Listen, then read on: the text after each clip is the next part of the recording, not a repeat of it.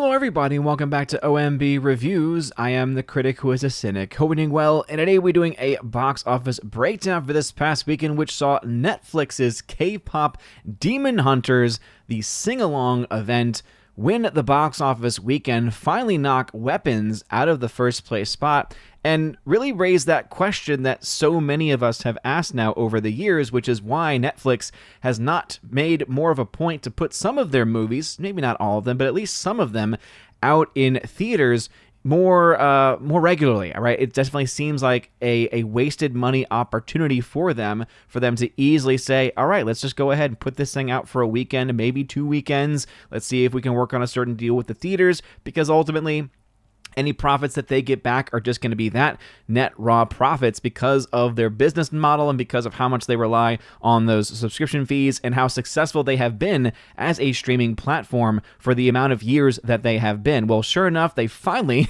decided to put at least one of the films out there in a specialty limited release event. So not only is it a sing-along version of their very popular K-pop Demon Hunters, but it was also only available around 1,700 screens, which means that you were not able to see this film in every part of the country, but for those that did, it looks like those tickets sold pretty darn well. So kudos to Netflix, kudos to everyone involved with the movie, because this is, again, just a huge win for them. Yeah, 18 million is not all that much if we're talking about it as a box office debut, but just the fact that it has done what it has done in this situation is just really, again, darn impressive. Now, it mentions here 10 weekends in release. I assume this means from the initial release over on Netflix. But still, the fact remains this film is doing very, very well, right? 18 million is the only box office that's been reported. Again, it came out June 20th on Netflix. So it must be, again, going from that specific date. But again, Netflix maybe should start doing this a bit more often, because this could definitely be something to help you pad some of those numbers.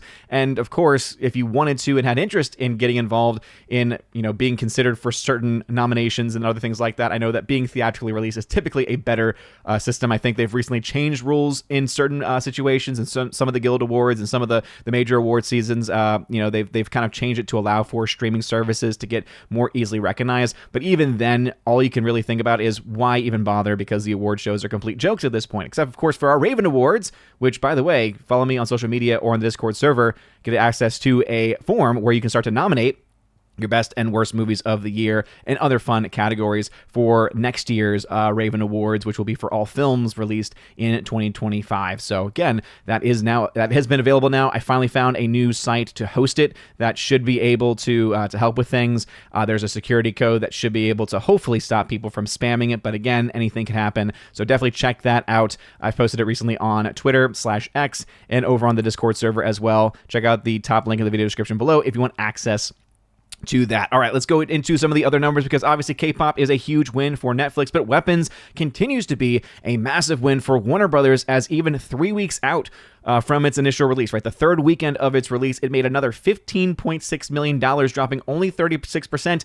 And look at this crazy number here. It actually added 181 screens. So not only did this film do well in and of itself, not only is this film continuing to do well across the board, it's now being expanded still by Warner Brothers into even more theaters, right? 3,631 screens is where the film currently is. And normally after a few weeks, you start to see theaters, or rather studios start to pull it from screens, because normally that's when they stop doing as well. And so it's really kind of eating up some potential money, and it's basically a way of cannibalizing everything. And so they want to try to limit that as much as possible, but they're still adding it. So they're clearly seeing that the strength of this movie is continuing to move forward, and the fact that this film is doing so much better than so many other films to release this year, some of them with some massive budgets behind them, is, I think, again, that reminder of how just darn impressive this movie has been, not just domestically, but internationally as well, as the film gets very close to surpassing $200 million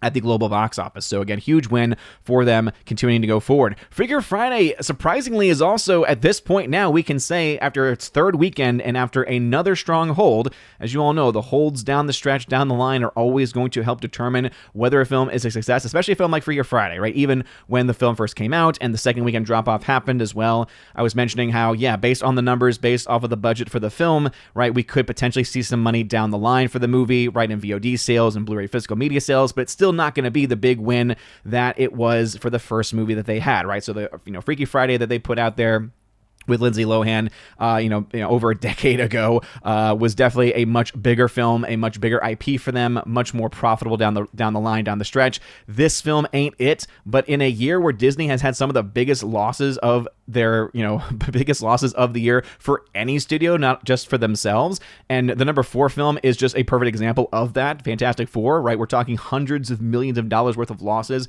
for that movie alone. They needed some wins here, and they've not have gotten too many wins so far this year. So even though this is a much more smaller scale win, a win is a win for Disney, and they need every win that they can get. And so, yeah, right now it's only $7 million or so in the red. So it's going to barely break even theatrically, even before it hits VOD, most likely.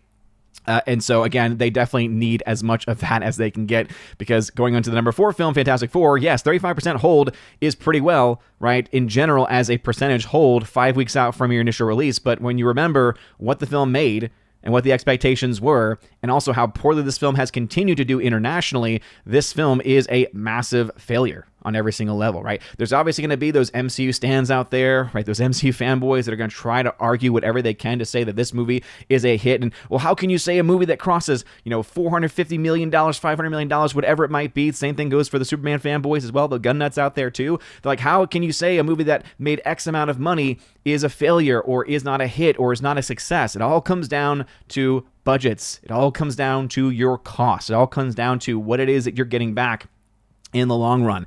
And Fantastic Four is obviously in a much worse situation than for a film like Superman, because Fantastic Four is hundreds of millions of dollars in losses, whereas Superman is just, again, not yet profitable, though everyone is pretending and acting like it is already profitable based on the numbers available. Again, based on those numbers, that just ain't it yet, Chief, right? We can talk about VOD sales potentially getting there already, but since they don't really release those numbers out there, that's just a guessing game. What we do know is the budget that they've reported, which, as I've always said, I have issues with. The marketing that's out there for your traditional marketing costs, not the elevated costs that have been sometimes projected out there. And again, you can try and argue too, even from the marketing standpoint, this goes for any movie, of, well, how much of that was product placement and how much of it was this, where it's not really them spending anything. Even if you were to be generous, right? Sometimes that can maybe get you back 20%, maybe as high as 50% of your total marketing spend.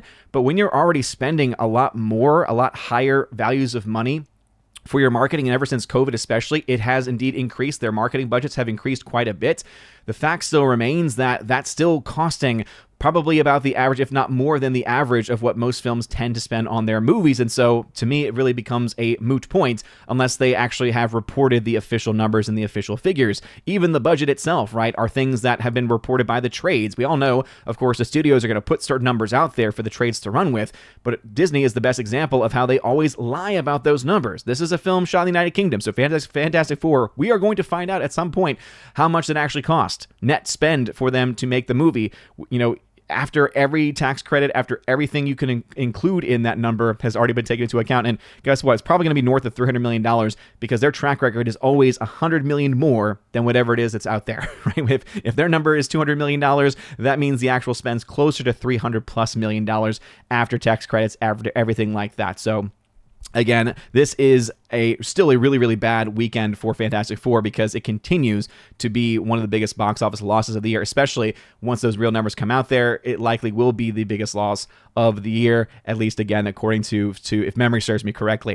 Going to number 5 film is The Bad Guys 2, 5.1 million. So again, holding well percentage-wise, 32%, just not going to get to the same success as the first film did. Nobody 2, the only other film really to talk about as a second weekend release. And yeah, it dropped 60%. So Nobody 2 dropped 60% in its second weekend. And though that may not be the end-all be-all for most movies, the fact that the box office's opening was not great, 60% of a drop-off is catastrophic for a movie like this. So this is a film right now projected to end losing money. It's not going to be the biggest loser in the world because it only had a $25 million budget. That being said, this is not what they likely wanted. It's not matching the success of the first movie, and VOD sales and Blu-ray 4K sales are probably going to be a lot softer on this one than they were on the original, because though people are coming out of it saying they had fun with it, I don't think anyone, even those that enjoyed it, are going to say that this movie is in any way better than that first movie or that they would rather this movie than the first movie in any way.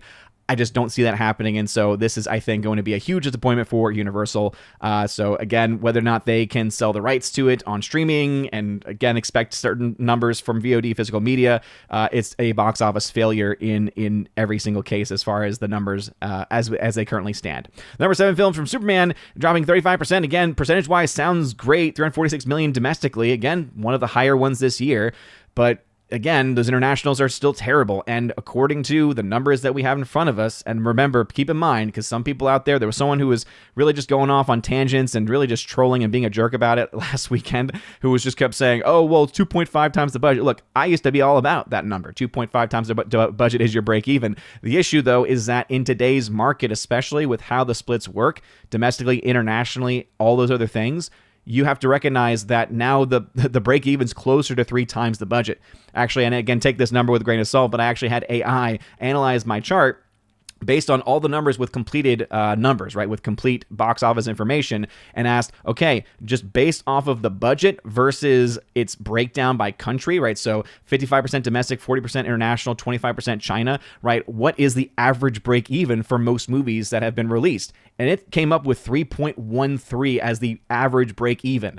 So again, take that with a grain of salt. It was AI. AI can obviously make mistakes, but it does sound right to me, just in the fact that most films do need about 3 times their budgets these days to actually make their money back. That's why Superman, again, has not reached profit yet theatrically. And at this rate, it may not be able to do so. As I said, and I've mentioned previously, I thought that it eventually would reach that point, but the internationals have slowed to such a degree, and the domestic, though holding strong, is just not making enough every single week, and it only has so many weekends left before eventually it gets pulled. Again, getting pulled from another 300 screens this weekend, for instance, before eventually things just kind of go away. So I think Superman right now is pretty much done as far as its total, like, you know, what its big box office is going to be. It's just crossed $600 million. Again, 650 is definitely still on the table theoretically, but it's slowing down so much, though, I think we're probably looking at a ceiling of 625 or so, which again, for a film that would have cost a lot less than it did, would be successful. And again, this is going off the numbers that they've given us of $225 million production budget. They're probably seeing some numbers on the back end. They're probably viewing this through a certain lens as a success. But as far as just box office hits that have come out over the years, this just ain't one of them as far as net gain profits are concerned, no matter how you might feel about the movie. I just stick with the numbers as they are. I treat every film the same. And just like I will call Fantastic Four a massive flop, I will say Superman is not a massive hit. Right? It's not a massive loser. It's not a massive box office poison or anything like that. Right? It's not a Fantastic Four in any way. But the fact still remains, the numbers are just not there. A new film called Honey Don't from one of the Coen brothers here, making $3 million. Guess for 1,300 screens, that's you know, okay. Or 1,300 screens, I guess that is okay. Naked Gun dropping another 40%, again, holding probably better than anyone could have expected. Jurassic World Rebirth dropping 29%. So even though this film is losing quite a bit of theaters, the percentage holds for this movie has still been very, very good, right? So even though it is still looking like Superman's going to still edge it out domestically, the fact that Jurassic World is still doing as well as it is, it just reminds all of us, hey, this is the reason why this film is one of the biggest films of 2025 and why it will be in that top category, right? Didn't make $1 billion, but still doing, again, so much better than I think anyone could have anticipated for it. And that rounds up the top 10. I want to mention a couple other films. So a new film from Bleecker Street called Relay, limited release, made around $1.9 million. Another new film from Ron Howard, very limited release, only 664 screens, made about $1 million. I got to see it. It was a decent movie at best. My full review is over on criticlist.com. But again, it was fine. It was okay. A little bit too much of the nudity for the film in the film for me. Again, that stuff really, I get so bothered by it, especially when it's completely unnecessary for your movie. It's an interesting concept, but it really doesn't feel like a Ron Howard film in a lot of ways. F1 also continuing to do well. And then, yeah, Ninja 2. People were saying, oh, well, it actually did already get released, guys, right? It did already get released during its original run, and it was with English subtitles. But guess what? Most people tend to, right, most general audience members don't like reading. Again, I'm all on team subtitle. I think that is the way to go to hear it in its original language, but most people, unfortunately, in our country want to be able to understand what's being said without having to do reading. Again, that's how they word it, that's how they express it. And so from A24 to have the distribution rights for this movie, for the English language version, For this movie to have 2,200, that's a wide release, guys, 2,200 screens, it only made $695 per screen. 1.5 million. That's not good. I mean, the numbers were already pretty low for the film as far as comparing where it made elsewhere in the world and what it's making here in the United States. And I believe it did have a simultaneous release on Netflix, but as we all know, that's not really a good excuse either, because you do have examples of films coming out day and date release on their streaming platform and still doing well at the box office. Yeah, to me, this just shows that I think that the whole phenomenon of what's going on with the reporting out of China specifically on how it made almost $2 billion, again, I just do not trust those numbers at all. No matter what you try to argue, the numbers ultimately are being reported by Chinese-owned theaters, and the Chinese Communist Party, as we all know, loves for things to look better than what they are, loves to make their movies look like they're big hits. I believe we can even go back and see there are times when they have manipulated the box office before, in fact, to try to show just that. So I don't trust those numbers with anything. And I think that's why a lot of mainstream sites and people in general who normally I don't trust and have nothing nice to say about them myself, I think a lot of the reason why they're not even running with that and really mentioning the film all that much, or let alone the numbers out there, or treating it as big of a deal as what it should be for a film that supposedly has made almost $2 billion this year in a year that's been so slow for Hollywood, is just probably because those numbers are probably cooked up quite a bit. Just because you have 1 billion people in your country does not mean that, oh, there's every reason in the world to say that that number is completely legitimate. Again, if it's being reported and the raw numbers themselves are coming from these Chinese-owned theaters, I'm sorry, but I'm going to always be able to approach that with trepidation. I always take these numbers from Hollywood with a grain of salt, but guess what? Even Hollywood is still technically not. And again, I know you can make every comparison in the book, and trust me, I probably agree with most of them, but you cannot say it's a similar comparison or level to Chinese-owned Chinese Communist Party stuff, because at the end of the day, a lot of these numbers do get checked in taxes and could result in massive fines and lawsuits if they are not at least close to being accurate. China does not have that same thing to worry about, okay? So that is, I think, the big protector of why we can trust a lot of the numbers that tend to come out of Hollywood in these numbers here. It's not because I trust Hollywood. It's rather because, hey, I trust them to not want to have to pay fees and not have to lose any of the money that they've made on any of these films. And so just wanted to get that out there because there's been a lot of speculation. Someone's been blowing up the Discord about this, and again, just wrong on every single level unless you want to trust Chinese propaganda, and I'm sorry, I'm just not there. KPop Demon Hunters, $18 million from Netflix. Again, huge win for them. This film, released in June on the platform, has been one of their #1 films still, even to this day. Obviously, a huge social media presence as well, with some of the songs going viral, people singing the songs going viral. To have a sing-along event was a brilliant move by them. So this is another $18 million for them. Obviously, it'll be split with the theaters. And because it's been out for a long time, they probably got a pretty good deal. Theaters were probably like, hey, look, you take whatever percentage you want, because we're just happy to have people show up to our screens these days, especially in this very slow August that has been very slow so far. So again, huge win for Netflix going forward. Weapons, $199.3 million. This, again, movie easily cost $200 million.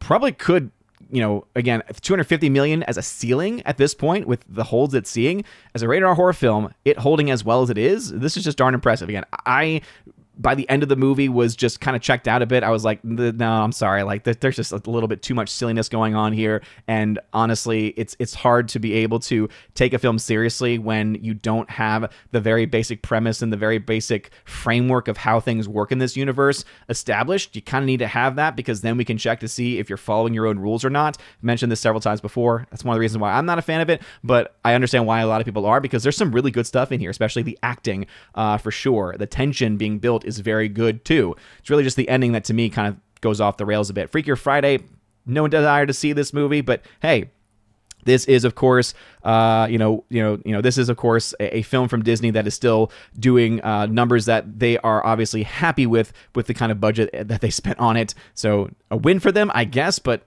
barely. Fantastic Four, massive catastrophic flop. This film has not yet reached $500 million. It probably has a ceiling of about $500 million. And though one could say, well, hey, that's a lot better than Captain America, Brave New World, and better than Thunderbolts, when you're costing probably in reality $300+ million before your marketing, which Lord knows they spent a ton on marketing, this is a huge loss for them. Bad Guys 2 at $149 million, again, just not reaching the success of the first film. Nobody 2, similar story, not reaching the success of the first movie. Superman 2025, James Gunn Superman, $600 million, again, sounds good on paper, 2.7 times your budget. So again, 15 10, 15 years ago, that definitely would have been viewed as a huge, that would have been viewed as a very small win, right? If you're, at your the old break even of 2.5, but you haven't reached that 3 times your budget yet. And again, that budget, I do think one could easily question in different ways. This is still going to make money for them in the long run, but I think that they probably expected this to be a much bigger film than what it actually is doing, especially when a film like F1, for instance, is making just about the same amount of money, maybe a little bit less. That just should also kind of give you some perspective, right? A film called F1, and you could try to argue, well, F1 racing is so popular, please spare me. That'd be like saying, oh, so is that the reason why a film like Ford v Ferrari did as well as it did? Even that film didn't really do all that well, right? No, it's because the film itself, F1, is actually really, really good, and it's something that is being able to bring a lot of people across the spectrum in on it, where James Gunn, I honestly isolated a lot of the audience that he could have had, and if the film had actually been a little bit better, probably would have been a much bigger hit. And again, in the long run, it's going to make its money back, but it's still just not there. Hey, Honey Don't, from Ethan Cohen here. Looks like some feminist stuff here. $3 million, probably going to be the biggest weekend it ever sees. Naked Gun, $86 million overall. Again, not the best thing in the world, but again, I guess better than maybe what they were expecting, especially down the stretch. Jurassic World Rebirth, $844 million. So this film has not yet crossed $900 million. And I think it has the chance to do that. But again, we'll have to wait and see. New film called Relay with Riz Ahmed, Lily James, Sam Worthington. Looks interesting to me, at least. 1.9 million, limited release, a 2024 holdover. Ninja 2, again, $18.5 million has made so far in the United States because it did get that initial release where it was, again, the subtitled version. So that's probably where you got most of your anime fans who went to go see it that first time when it got the initial release. But clearly here, right, actually released February 14th with the English subtitles. But clearly this English language one's not bringing any new fans in based on the numbers that they were showing earlier. And then a new film called Eden, which again from Ron Howard. Overall, great cast, some pretty good performances in there too. Some interesting ideas and concepts. Apparently inspired by a real story based off of everything that they're kind of putting forward. But it is definitely one that I think some people will probably not. The warning there is that there's full frontal male nudity in the movie in addition to other things like that. So just, again, warning on that one, because I expect a Ron Howard film to not have that kind of stuff, and unfortunately, I can't get that back at this point.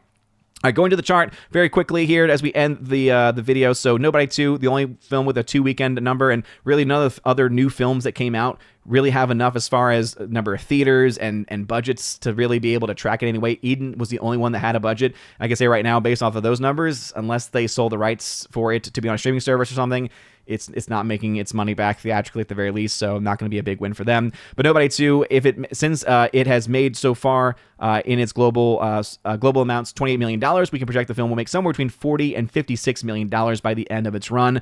A $25 million budget, that means between $13 and $3 million in net losses.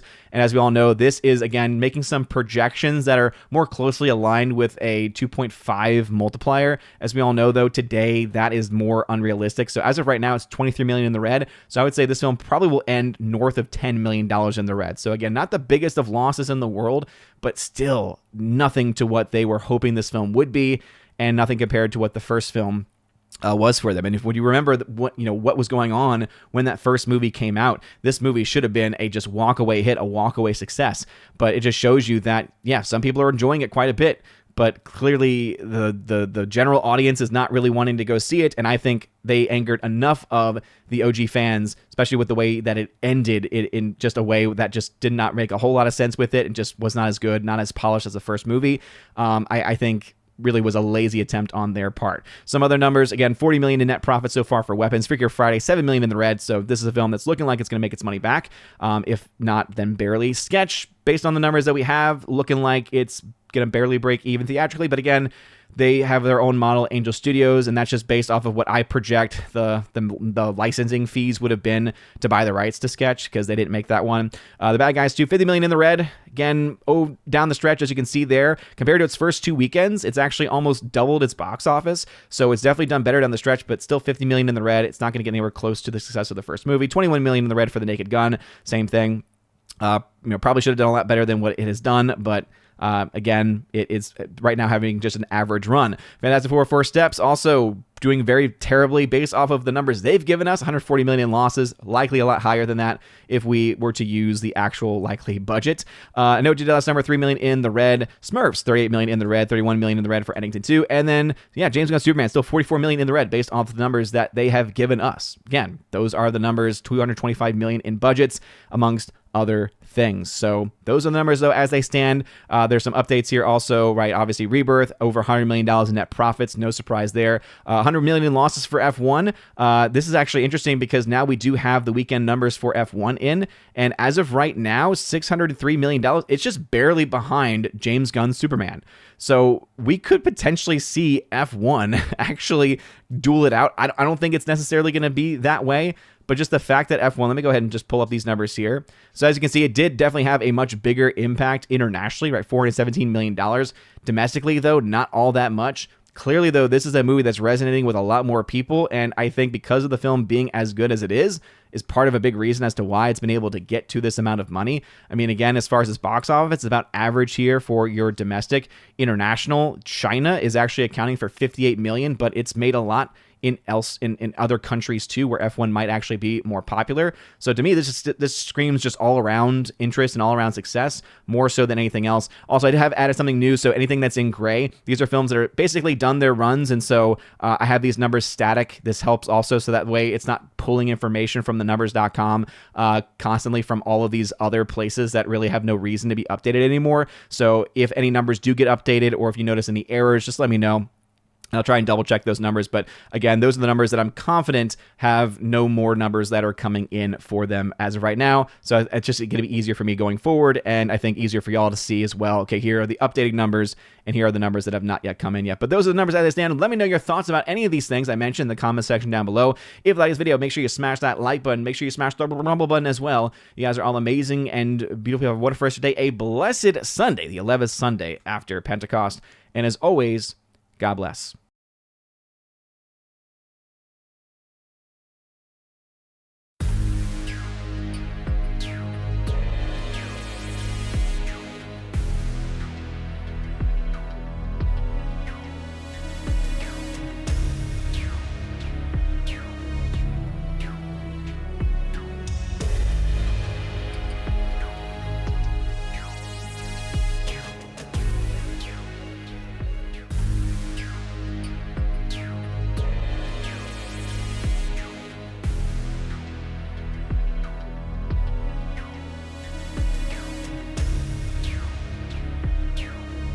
And now for a huge special shout out to all of my Chosen of Valhalla members, starting off first with my people on Patreon, Father Luca Illick and Miss Martin Muses. Check out her YouTube channel by the same name, Miss Martin Muses. Also to my Subscribestar people, Matt317. Check out his Twitch channel by the same name, Matt317. And lastly to my YouTube member, Mr. Roy. Shout out to you, good sir. And if you want your name shouted out at the end of every live stream and video, check out the top link in the video description below where you get access to that. Also, you get access to a plethora of other things. You get your name listed at the end of every live stream and video, like you saw in those names that came up before this video started. And also access to a giveaways channel that I host over on the Discord server where I give away 4Ks, Steelbooks, Blu-rays, all kinds of stuff. So check that out if you're interested in that. Also, I have an exclusive podcast that I hold at least once a month, and it's always a good time, and you get extra bonus content with that also. So if any of that sounds interesting, again, check out that top link in the video description below. You guys are all amazing and beautiful people. Have a wonderful rest of your day, and as always, God bless.